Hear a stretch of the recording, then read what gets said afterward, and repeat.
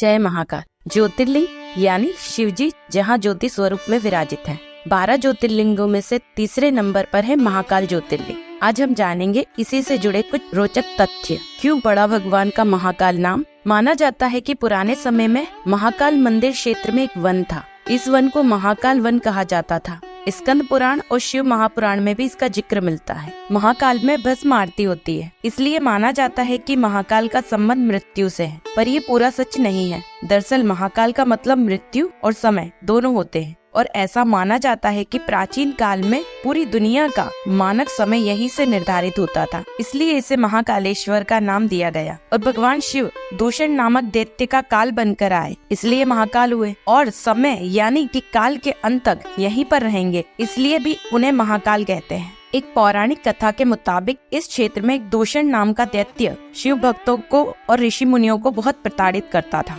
भक्तों की पुकार पर भगवान शिव यहाँ प्रकट हुए और उस दैत्य को मारा और उसकी राख से अपना श्रृंगार किया। भक्तों की प्रार्थना पर यही विराजित हो गए। शास्त्रों का एक मंत्र है, आकाशे तारके लिंगम पाताले हाटकेश्वरम मृत्यु लोके च महाकालम त्रियलिंगम नमोस्तुते। इस मंत्र के मुताबिक सृष्टि में 3 लोक हैं, आकाश, पाताल और मृत्यु लोक। आकाश लोक के स्वामी तारकलिंग है, पाताल के स्वामी हाटकेश्वर और मृत्यु लोक के यानी इस पृथ्वी के स्वामी भगवान महाकाल है। सिर्फ महाकाल की ही भस्म आरती होती है। महाकाल मंदिर के पास ही 51 शक्तिपीठों में से एक माँ हरसिद्धि शक्तिपीठ है। शिवजी, देवी शक्ति और बहन शिप्रा के कारण इस ज्योतिर्लिंग का महत्व और अधिक बढ़ जाता है। महाकालेश्वर मंदिर 3 खंड में विभाजित है। निचले खंड में महाकालेश्वर, मध्य खंड में ओमकारेश्वर तथा ऊपरी खंड में नागचंद्रेश्वर मंदिर है, जो साल में सिर्फ एक बार नाग पंचमी के दिन ही खुलता है। महाकाल मंदिर एकमात्र मंदिर है जो दक्षिण मुखी है। बाकी सभी शिव मंदिरों की जलहरी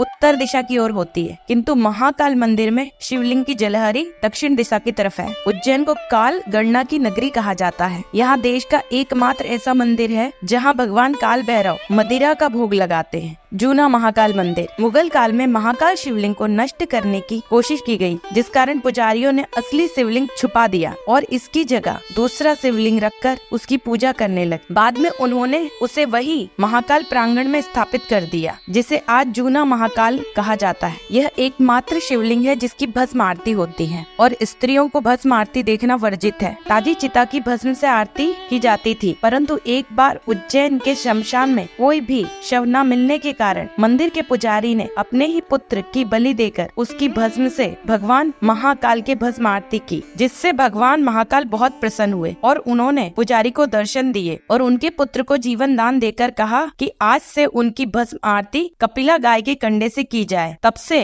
कपिला गाय के कंडे, शमी, पीपल, पलाश, बड़, अमलतास और बेल की लकड़ियों को जलाकर राख तैयार की जाती है और उससे भस्म आरती की जाती है। शिव पुराण के अनुसार भगवान शिव ही उज्जैन में स्वयं विराजमान है। महाकालेश्वर को पृथ्वी का केंद्र माना जाता है। पृथ्वी की नाभि में विराजित है उज्जैन के श्री महाकाल भगवान। माना जाता है कि उज्जैन 5000 साल से भी अधिक पुरानी है। इसे अवंतिका, उज्जैनी, विशाला, नंदिनी, अमरावती, पद्मावती, कुशस्थली जैसे नामों से जाना जाता है। यहाँ माता गढ़कालिका भी विराजित है तथा यहाँ पे 84 महादेव भी हैं, जिनकी परिक्रमा सावन के महीने में की जाती है। ऐसा माना जाता है कि जो 84 महादेव की परिक्रमा करते हैं उन्हें कभी 84 लाख योनियों में नहीं भटकना पड़ता। इसके अलावा उज्जैन में काल भैरव भी विराजमान है और उन्हें मदिरा का भोग लगाया जाता है। आज तक कोई ये पता नहीं लगा पाया कि वह मदिरा जाति कहाँ है। यहीं पर भगवान श्री कृष्ण ने अपनी शिक्षा ग्रहण की थी। ऋषि सांदीपनि का आश्रम आज भी उज्जैन में है और भगवान श्री कृष्ण की एक पटरानी मित्रवृंदा उज्जैन की राजकुमारी थी। ऐसी मान्यता है कि यहाँ कभी कोई राजा या मंत्री रात नहीं गुजार सकता और जो भी राजा यहाँ पर रात रुके हैं उन्हें अपना राजपाट गंवाना पड़ा है। उज्जैनी की सिर्फ एक ही महाराजा है और वो है भगवान महाकाल। जो भी महाकाल के सच्चे भक्त हैं वो इस कथा को पूरा सुने, लाइक करें और चैनल को सब्सक्राइब करें। जय महाकाल।